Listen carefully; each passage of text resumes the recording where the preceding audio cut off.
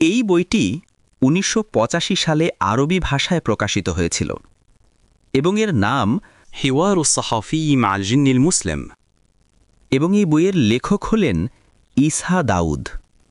ঈসা দাউদ ছিলেন মিশরের একটি সংবাদপত্র আল ইয়ুমের বার্তা সম্পাদক এবং তার বইটিতে আসলে ঈসা দাউদের সাথে একজন মুসলিম জিনের কথোপকথন উল্লেখ করা হয়েছে এবং আজকের ভিডিওতে আমি আপনাকে সেই সমস্ত কথোপকথন শোনাতে যাচ্ছি।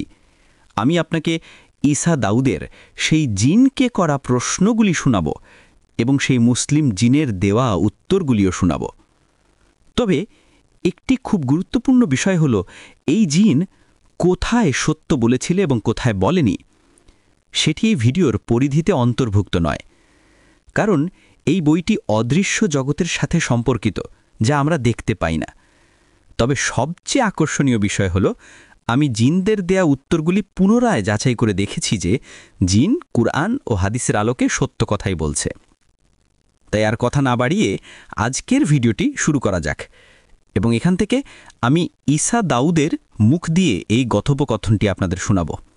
যেহেতু এই কথোপকথনটি মূলত আরবি ভাষায় ছিল, তাই আপনাদের জন্য আমি এই সম্পূর্ণ কথোপকথনটি বাংলাতে অনুবাদ করে এই কথোপকথনটি শুরু করেছি। যারা এটি করতে যাচ্ছেন তারা হলেন ঈসা দাউদ এবং তার সামনে উপস্থিত জিন। তিনি তার নাম ইবনে কাঞ্জুর বলে পরিচয় দিয়েছেন এবং ইবনে কাঞ্জুর বলেন যে তিনি একজন মুসলিম জিন এবং ভারতের অন্যতম বাদশাহ জিনের পুত্র। ঈসা বলেন, আমি তাকে জিজ্ঞাসা করেছি, তোমার বয়স কত?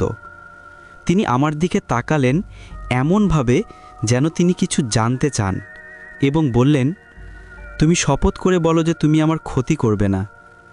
আমি তাকে বললাম, আমি শপথ করছি যে আমি তোমার ক্ষতি করব না।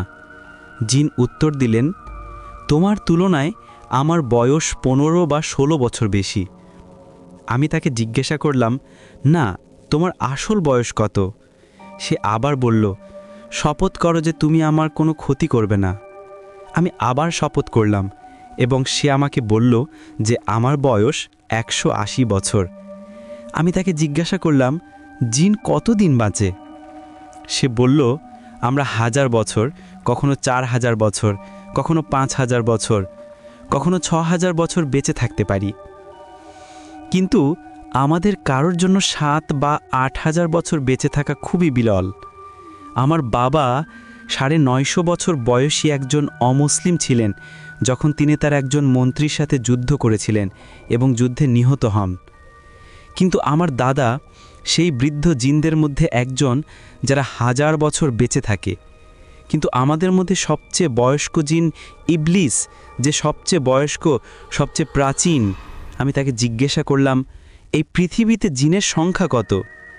সে উত্তর দিল, আল্লাহর আদেশে যদি তুমি আমাদের দেখতে পেতে তাহলে তুমি সর্বত্র শুধু জিন দেখতে পেতে।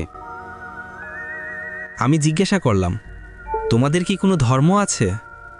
সে বলল, হ্যাঁ, আমাদের মধ্যে ইহুদি আছে, আমাদের মধ্যে খ্রিস্টান আছে এবং আমাদের মধ্যে কেউ কেউ ইসলামে বিশ্বাস করে।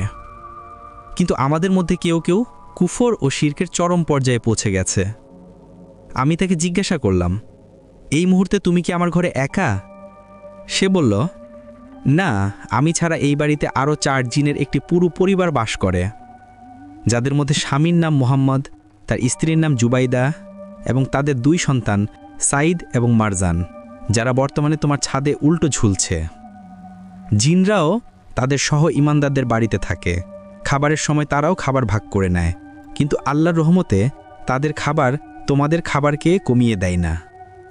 দিনের বেলায় তারা তোমাদের ছাদের নিচে ঝুলে থাকে আর রাতে যেখানেই জায়গা পায় চেয়ার বা কার্পেটে ঘুমিয়ে পড়ে। আর মাঝে মাঝে তারা মসজিদে গিয়ে সেখানে রাত কাটায়। তারা তাদের বাসস্থান মালিকের জন্য দোয়াও করে এবং প্রায়শই ফজরের নামাজের সময় তাদের জাগিয়ে তোলে। কিন্তু যে বিছানাগুলো তোমার ব্যবহারে নেই সেগুলো অবশ্যই জিনদের ঘুমের জায়গা হয়ে ওঠে।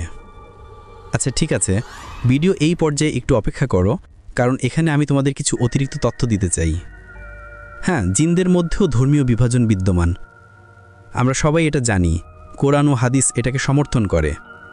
আর একটি বর্ণনায় বলা হয়েছে যে নুসাইবিনের যেসব জিন নবী সাল্লাল্লাহু আলাইহি সাল্লামকে ওয়াদি নাখলায় কুরআন তেলাওয়াত করতে শুনেছিল তারা ইহুদি জিন ছিল।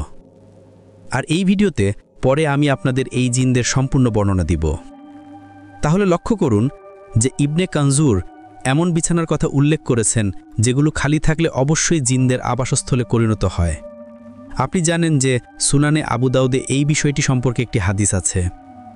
হযরত জাবির রাদিয়াল্লাহু আনহু বর্ণনা করেছেন যে নবী সাল্লাল্লাহু আলাইহি ওয়াসাল্লাম বলেছেন, প্রথম ঘরটি মানুষের জন্য, দ্বিতীয় ঘরটি স্ত্রীর জন্য, তৃতীয় ঘরটি মেহমানের জন্য এবং চতুর্থ ঘরটি শয়তানের জন্য।